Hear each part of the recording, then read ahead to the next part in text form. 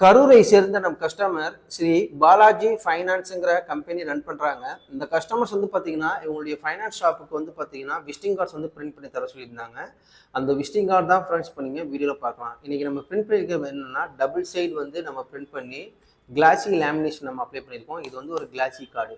இவங்க ஃபைனான்ஸ் பொறுத்த வரைக்கும் பார்த்தீங்கன்னா ஃபர்னிச்சர்லேருந்து எலக்ட்ரானிக்ஸ் ஐட்டம் எல்லாத்துக்கும் இவங்க வந்து ஃபைனான்ஸ் பண்ணுறாங்க. அதுக்கேற்ற மாதிரி தான் நம்ம என்ன பண்ணியிருக்கோம்னா டிசைன்ஸே அப்ளை பண்ணியிருக்கோம் ஃப்ரெண்ட்ஸ்.